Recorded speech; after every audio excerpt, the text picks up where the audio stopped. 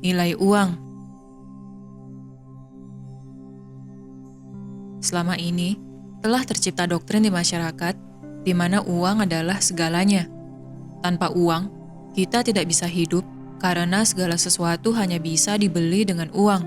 Maka dapat disimpulkan bahwa uang adalah alat tukar energi yang disepakati secara kolektif. Mengapa alat tukar energi? Karena ketika kita menginginkan sesuatu, baik itu benda materi seperti makanan, pakaian, bahkan tiket perjalanan, kita selalu membelinya menggunakan uang. Sistem pada matriks 3D telah mengkalkulasi nilai-nilai energi dalam wujud fisik seperti harga sepasang sepatu, harga seporsi nasi, atau harga tiket dari kota A ke kota Z. Harga barang-barang tersebut pun kemudian dibuat variasi berdasarkan levelnya. Level yang dimaksud, contohnya seperti apakah sebuah barang menggunakan bahan kulit hewan, apakah berbahan sintetis, atau mungkin brand ternama. Ketika kita menginginkan barang-barang tersebut, maka kita harus menyiapkan uang sebagai alat tukar energi.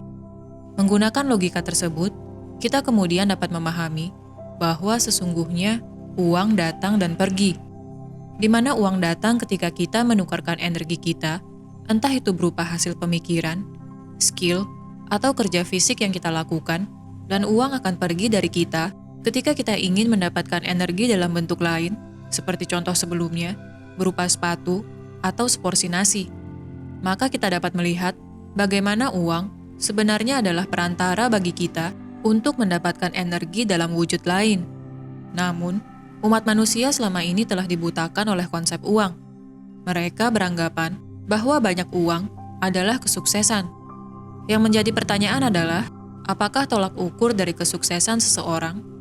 Apakah kita ingin mengikuti standar sosial di mana manusia telah diperbudak oleh uang, atau kita ingin menggunakan uang sebagaimana fungsinya sebagai alat tukar energi? Hal ini dapat kita telaah berdasarkan bagaimana kita selama ini melihat uang. Apakah kita mendewa-dewakan uang, di mana kita hanya menimbun uang, namun tidak memahami manfaatnya sebagai alat tukar energi? Hal ini bisa fatal ketika kita tidak menyalurkan penimbunan energi dalam bentuk uang, karena seringkali akan terjadi pelajaran hidup di mana kita kemudian kehilangan banyak uang akibat kurangnya pemahaman mengenai fungsi uang untuk mempermudah peningkatan kesadaran kita. Pada materi sebelumnya kita telah mempelajari mengenai hukum ketidakkekalan, di mana energi terus mengalir, sehingga penimbunan energi adalah wujud dari ketidaksadaran kita dalam memanipulasi energi. Maka, hendaknya kita mulai bijak dalam menggunakan uang sebagai alat tukar energi di dimensi fisik ini, bukan sebagai indikator kesuksesan kita di matriks 3D. Ketika banyak orang menyadari hal ini, maka secara kolektif pun, kita akan lebih bijak dalam mengatur keuangan. Kita akan tahu nilai barang berdasarkan bahan, fungsi, atau nilai estetikanya, bukan karena gengsi atau karena kita ingin terlihat lebih dibandingkan orang lain.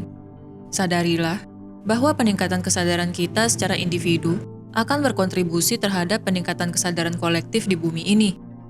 Bagaimana kita bekerja dengan ceria untuk melayani sesama, tanpa mengharapkan penghargaan atau pujian, akan membuat kita lebih damai. Di mana pada akhirnya, kita tidak akan menunggu uang datang untuk kita. Karena, pertukaran energi yang kita lakukan adalah berdasarkan kesadaran, di mana yang datang sudah sesuai dengan pengabdian yang kita berikan. Jika kita belum merasa demikian, maka kita perlu melakukan introspeksi diri. Apakah kita bekerja hanya untuk mengejar uang, atau kita bekerja karena kita suka terhadap bidang tertentu? Jika kita bekerja sesuai dengan bidang yang kita minati, maka kita tidak akan pernah merasa bekerja, di mana kita tidak berekspektasi akan hasilnya di kemudian hari. Bekerja dengan tulus untuk melayani sesama akan membuat kualitas hidup kita menjadi lebih seimbang, di mana secara batin kita merasa damai, dan secara materi kita terpenuhi. Pahamilah konsep uang sebagai alat tukar energi, maka kita akan merasakan bahwa kelimpahan berasal dari dalam diri.